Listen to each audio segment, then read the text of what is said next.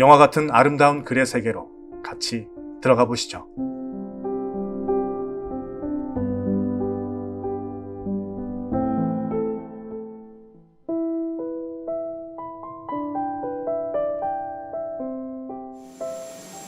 무릎 위에 슬쩍 김혜진 팀장이 쪽지를 올려놓고 자리로 돌아갔다. 요란한 굉음 속에 하고 싶은 말을 적었는 줄 알고 서진은 무심히 쪽지를 펼쳐보았다. 거기엔 외무부 장관의 사인으로 시작하고 서진에게 보내는 서한이었다. 사인을 보고 놀란 서진은 김혜진 팀장 얼굴을 한번 보고 다시 서한을 들여다보았다. 외무부청에 이 회장이 찾아와 자신의 아들인 이서진 검사를 보내지 말아달라고 부탁하였다.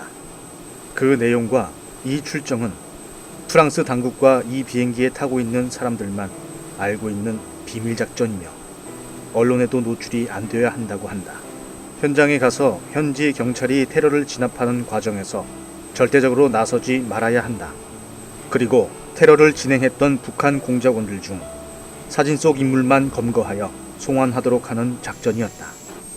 이 작전은 어떤 언론에도 보도되지 않고 출발 당시까지도 외무부청 내부에서도 극히 소수 인원만 알고 있는 내용이었다.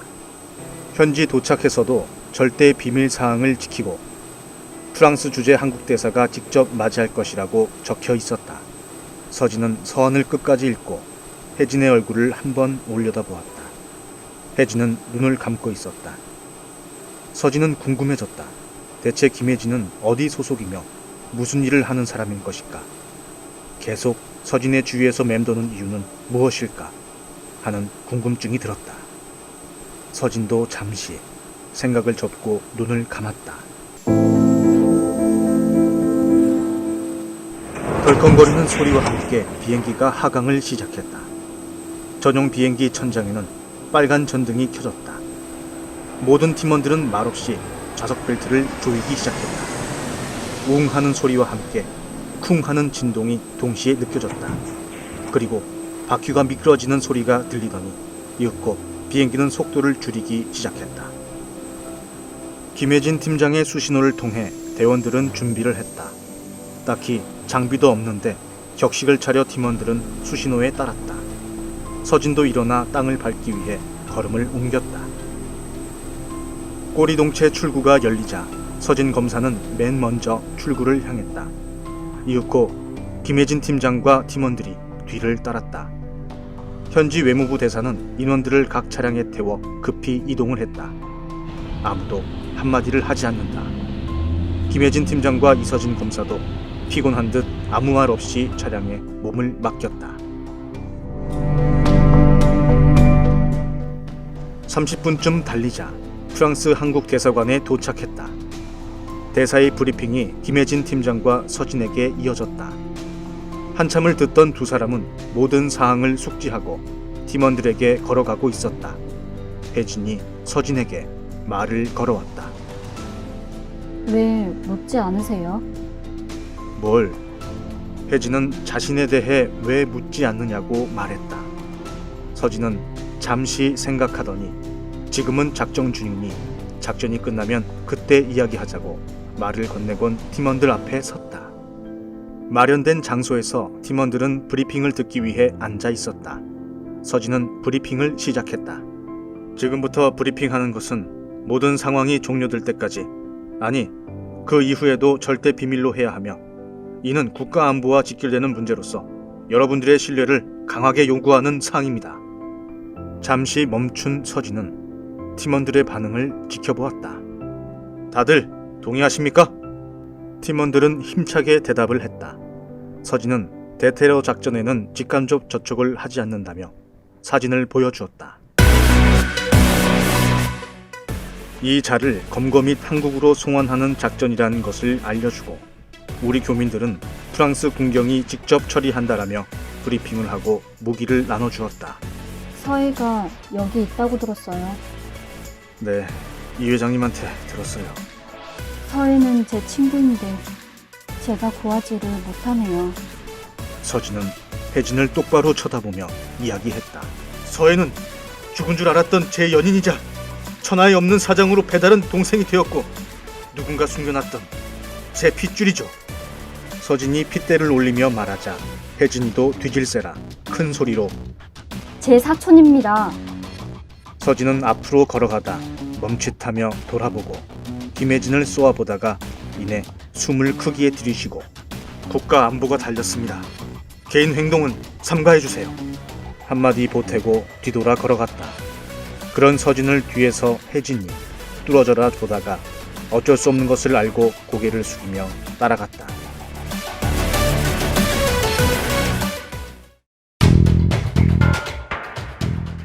목표물이 인지를 잡고 있는 건물 뒤쪽에 자리 잡았다. 앞쪽에선 프랑스 경찰과 공작원들이 쉼없이 협상을 하고 있었다. 자신들이 탈출할 수 있는 비행기와 돈을 요구하고 있었다. 서진은 팀원들에게 프랑스 경찰이 행동을 시작하면 바로 작전을 시작한다고 이야기하고 기다리고 있었다. 프랑스 경찰과 협상 중에 공작원들이 한 명을 끌고 나와 처형한다고 위협하고 있었다. 그 모습을 본 혜진은 벌떡 일어섰다. 서해였다. 서해 머리 위에 총으로 겨누고 있었다. 흥분한 혜진은 벌벌 떨고 있었다. 서진은 서해의 힘을 확인하고 침착하던 서진은 갑자기 앞으로 달려나가 총으로 범인을 쏘았다. 그러자 프랑스 경찰과 공작원들이 총을 쏘기 시작했다. 그 와중에 서진은 서해에게 다가가 부축하고 나오려고 하자 프랑스 경찰관이 알 수 없는 고함을 질러대기 시작했다. 서해가 무사히 빠져나가는 순간 서진은 옆구리에 총을 맞고 쓰러졌다. 순식간이었다. 프랑스 경찰 특공대들이 순식간에 건물 안으로 진입했고 김혜진 팀원들도 뒤로 들어가 목표물을 확보했다.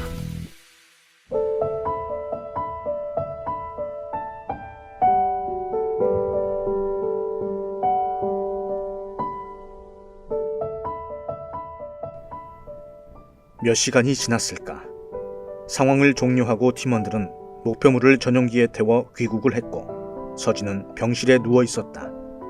김혜진은 귀국을 뒤로 하고 서진을 지켰다.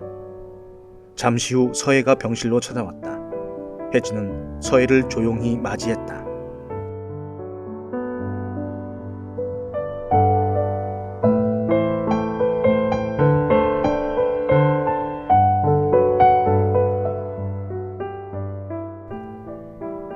한편 서진이 총을 맞았다는 소식을 이 회장이 정 여사에게 전했다.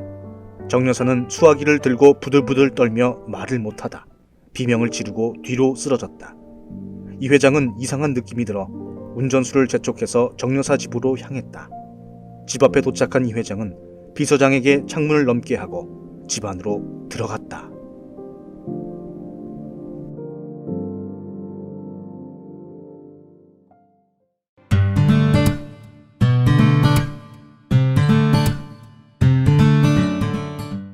글을 읽습니다.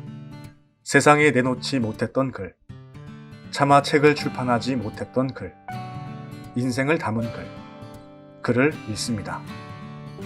세상을 도전하는 사람들의 사는 이야기, 이런 글들을 여러분들과 공유하고자 채널을 열었습니다.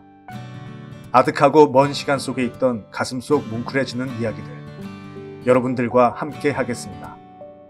영상 하단에 이메일 주소를 올려놓겠습니다. 여러분들의 이야기를 들려주세요. 글은 때로는 법이 될 수 있고 또 때로는 시사도 될 수 있습니다. 글은 때로는 지성이 될 수도 있죠. 상상으로 된 글도 경험의 글도 모두 읽어드립니다.